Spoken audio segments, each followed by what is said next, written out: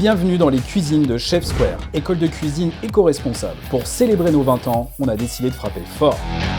4 candidats totalement novices en cuisine vont avoir 5 jours seulement pour apprendre la cuisine du quotidien aux côtés de nos chefs. On est là pour vous montrer que la cuisine, c'est pas sorcier et que tout le monde peut y arriver.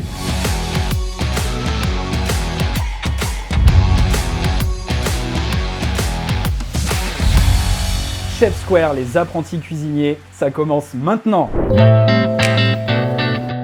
Non, ça va pas se faire comme la dernière fois par contre. Bien sûr que si. Non. On a Non, si bien cette fois-ci, commencé. c'est moi la première. J'arrive pour le deuxième jour. Ce qui est cool, c'est que je me suis un petit peu habituée avec les lieux, entre guillemets. Salut chef. Aujourd'hui, pas de cuisine. Bonjour à tous. Bonjour chef. Comment allez-vous? Bien et vous? Ça va bien. Merci, bien. Bonjour. Alors moi c'est Jean-Luc, je fais de la cuisine depuis 42 ans.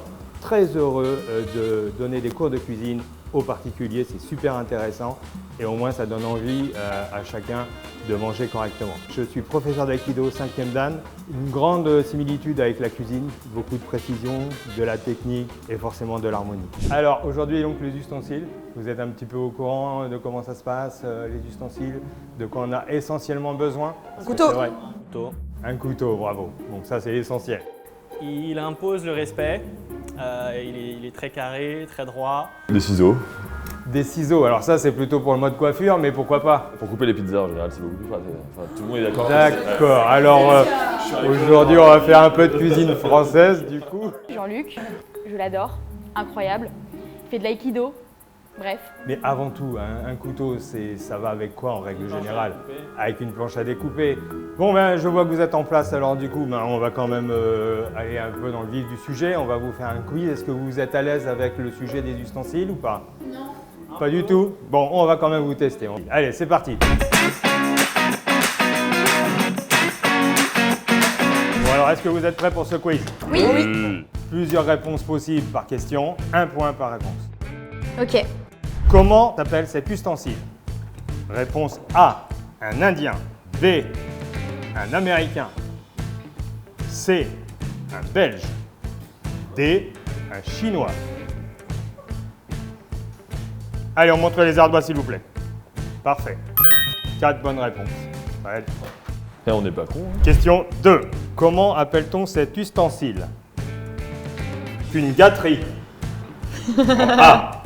En B, une branlette. En C, une saupoudreuse.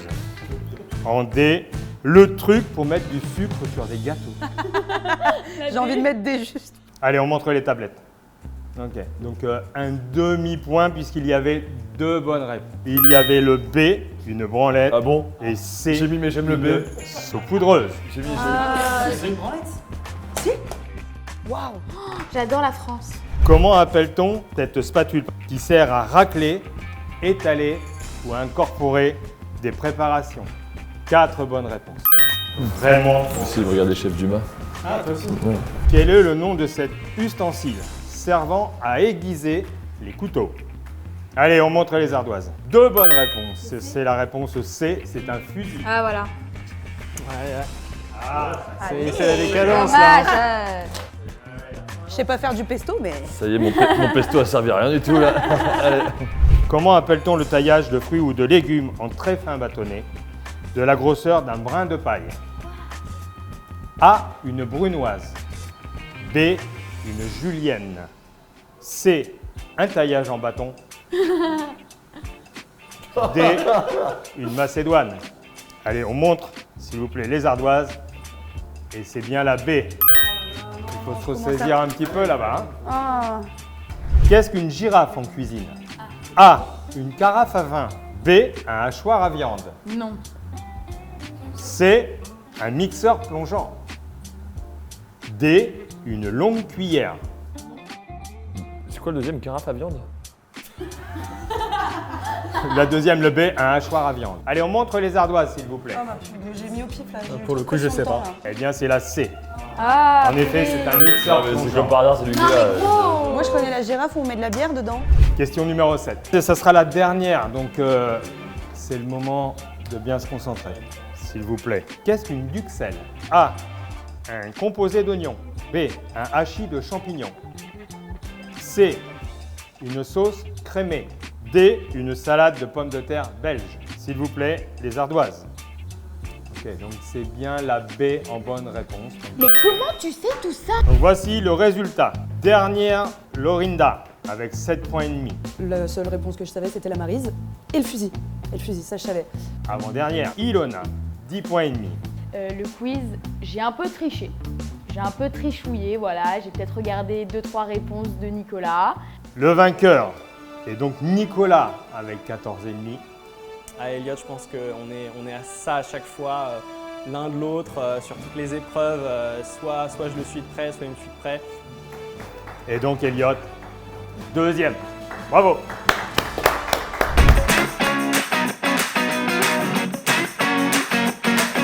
Voilà les ustensiles essentiels, importants quand vous commencez en cuisine. C'est déjà un couteau, une planche évidemment, mais c'est aussi une bonne casserole. Ça va vous servir à faire toutes les premières cuissons, à réchauffer, à faire vos sauces, etc.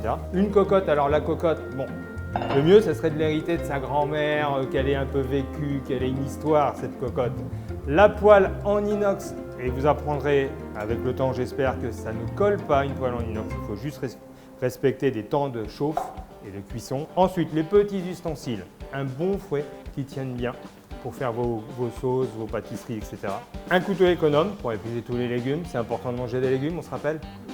Donc maintenant, je vais vous montrer comment on se sert d'un couteau pour les taillages. Les taillages, c'est très important en cuisine. Des bons taillages, c'est des bonnes cuissons. Les bons taillages, c'est les bonnes cuissons. Souvenez-vous-en. Je vais aussi surtout vous montrer comment ne pas vous couper. Vous êtes très Donc, charismatique. Merci. Émincer, ça vous parle? Émincer? Émincer, donc ça s'appelle éplucher. Ouais, En fait. bien sûr. Donc voilà, donc je vais éplucher. Bon, parfait. Émincer, dans émincer, il y a mince. Donc c'est coupé en fines tranches. Donc la première chose, c'est d'avoir comme une patte de chat. Donc le pouce est caché derrière les 4 doigts. Et comme son nom l'indique, le pouce, il pousse. Le couteau doit être au contact de mes doigts, mais il n'y aura que cette partie-ci qui touche mes doigts. Donc je vais légèrement incliner mon couteau sur l'extérieur pour pas que le tranchant soit vers mes doigts. Ensuite, il va falloir juste apprendre ce petit geste ici de vague. Voilà, en gardant le contact avec ses doigts. Là, vous coupez rien, là, monsieur. Là, Ensuite, ciseler. Ciseler, ciseaux, couper en croix. Là, on travaille avec la pointe du couteau. Ensuite, on va faire une légère incision sur l'épaisseur. Là aussi, sans aller jusqu'au bout. Et on reprend le geste de tout à l'heure. Je vois ses mains faire. Je me dis, c'est facile. Mais le mec, il a 43 ans d'années devant lui. Moi, j'ai un jour devant moi. Voilà, et donc l'idée, ça soit aussi gros qu'un grain de riz, voire même plus petit. Et là, on va couper une julienne. La première chose, quand vous faites ça, il ne faut jamais que votre légume soit plus grand que la lame. Donc vous coupez en deux, ça ne sert à rien puisque de toute façon, la lame ne sera pas assez grande. Ensuite, c'est rond et pour vous sécuriser, on va faire une incision de façon à stabiliser le rond pour pas que ça roule. Ensuite, on va couper des fines tranches. Comme tout à l'heure, mon pouce est toujours derrière. Et ensuite, vous reprenez chaque tranche et vous reprenez le geste de tout à l'heure. Franchement, c'est un bonheur de le voir faire. C'est si fluide, c'est de l'ASMR, c'est de l'élixir pour les oreilles, c'est incroyable. C'est du bonheur pour les yeux, c'est magnifique. Pour ciseler les herbes, alors pour le coup, ce qu'il faut éviter de faire pour les herbes, c'est éviter de faire comme ma grand-mère. Ma grand-mère, elle faisait ça. Sauf que ça noircit les herbes et tout le jus des herbes se retrouve dans la planche. Et en fait, les herbes, il faut qu'elles soient ciselées en une seule fois. Enfin, moi, je dis ok, waouh, mais c'est stylé ce qu'il faisait, tu vois. Il avait une espèce de déhanché du couteau. Du chlasse comme ça, en même temps, il te regarde et il fait ça. Et c'était assez satisfaisant à voir. Donc vous avez ici les oignons émincés, oignons ciselés, la julienne de légumes et le persil ciselé.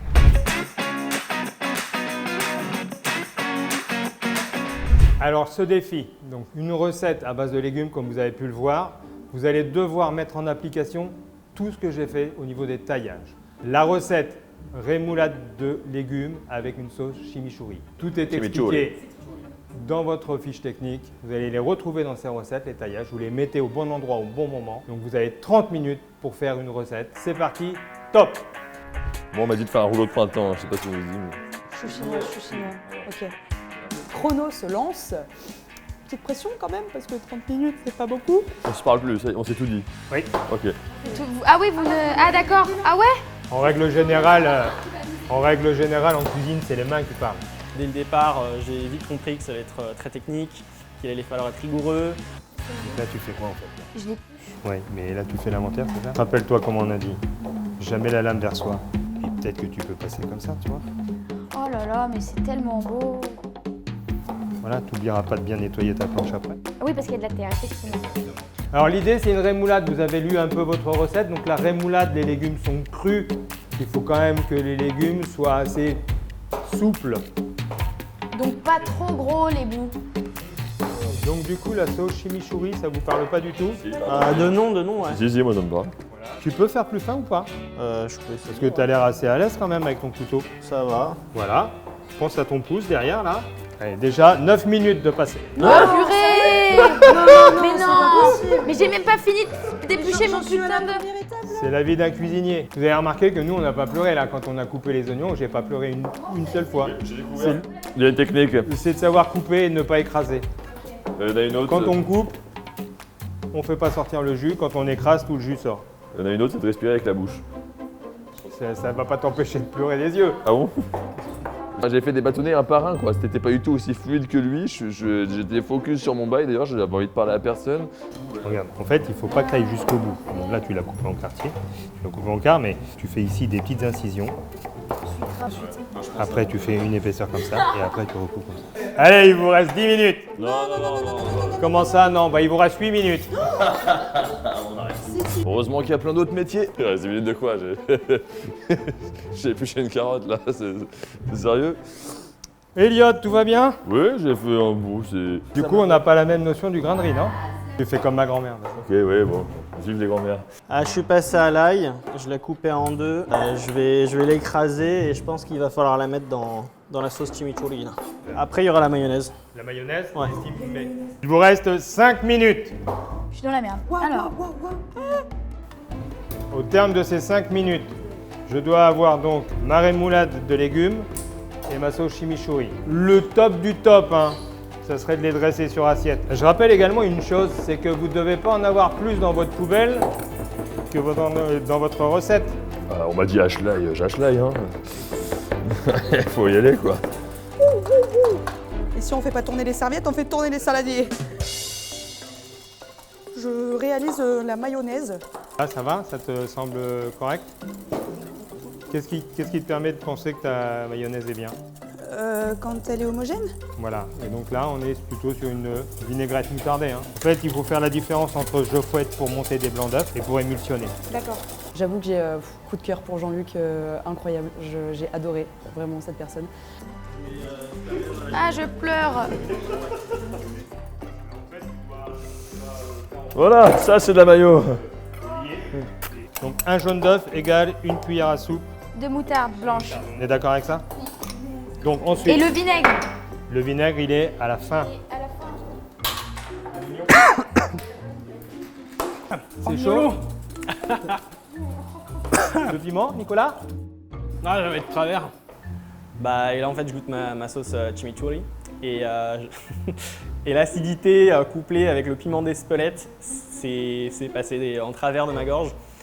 Et là, j'ai pu tout de suite, j'ai arrêté de pouvoir parler. Et je me suis dit, il faut que je boive un verre d'eau parce que c'est compliqué pour faire la suite. Là. Il vous reste 2 minutes. Ok. Qu'est-ce que c'est? Hein, Pourquoi tu me regardes quoi? comme ça? Qu'est-ce qu'il y a? Alors s'il y a bien une chose en cuisine qu'il ne faut pas faire, C'est se précipiter. c'est le pitre. Ouais, n'est-ce pas? Allez, il reste 30 secondes. Toujours soigner le visuel, sinon je pète un câble. Hop, voilà. Allez, 10 secondes. Mais j'ai pas peur. 5, 4, 3, 2, 1. Allez, on lève les mains. C'est fini. Allez, on lève. Oh là là là là là là.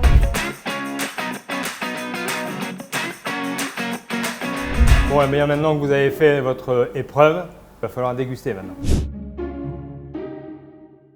Alors, chef, j'appelais ça quinconce d'herbe et céleri gainé. Du céleri qui allait à la salle, quoi. Oh là là. Silence. Vous avez vu le match hier?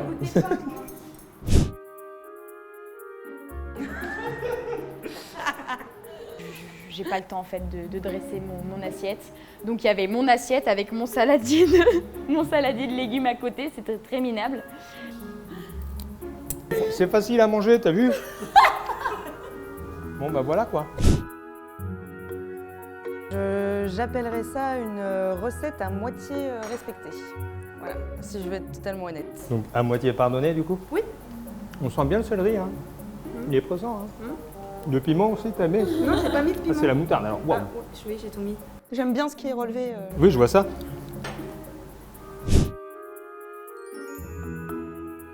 La base de la sauce chimichurri, c'est pas l'oignon rouge, on est d'accord, c'est les herbes. J'avais un peu le contraire en visu là. Vous voyez l'importance de la coupe? C'est quand même beaucoup plus facile à manger quand c'est coupé finement. Là, j'ai l'impression de manger des fruits. Bon, ben, bravo pour ce défi. Et moi, maintenant, je vais vous montrer comment dresser une assiette. Pour que ce soit simple, efficace, le visuel parle de lui-même. Ma sauce chimichurri. Voilà. On a la gourmandise avec la rémoulade. Et là, on va mettre un peu de fraîcheur. Voilà. Non mais t'as tenté hein, t'as tenté. Ouais, j'ai tenté un truc avec la salade. Waouh. Et voilà.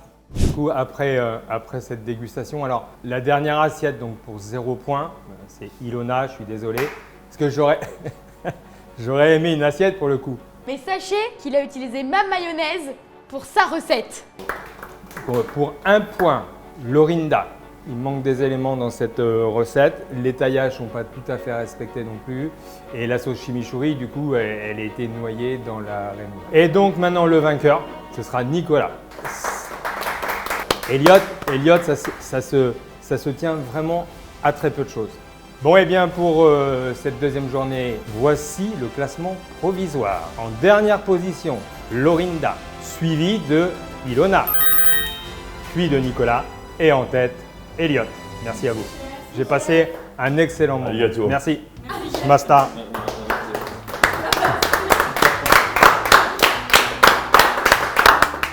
Franchement, je suis super contente de cette équipe, on s'entend tous bien, il y a une super ambiance et ça fait vraiment du bien et c'est trop cool. À la fin de la journée, c'était quand même un soulagement d'avoir réussi l'épreuve. Et en plus de ça, d'avoir fini premier, c'est hyper encourageant pour la suite. Allez, suivez-moi, on va faire une tarte au fiasco. Je vais tout donner, je vais vous éclater la gueule. On va faire un truc badass, moi je vous le dis. Franchement, c'est compliqué là. Qui est arrivé en premier, l'œuf ou la poule? Tu vas sortir directement. Hop. Je veux lui apprendre son métier, moi. Mais sérieux, le chef il m'abandonne. 14 minutes. Oh là là. C'est qui vos potes qui vendent des citrons? J'ai plus que 1 euro les gars. Alors pour moi, t'es surtout en train de faire un massacre, mais Je te gêne là? C'est dangereux. Attention, j'ai un couteau dans la main. J'ai un couteau dans la main. Aïe. Ça sent bon. Terminé, on lève les mains.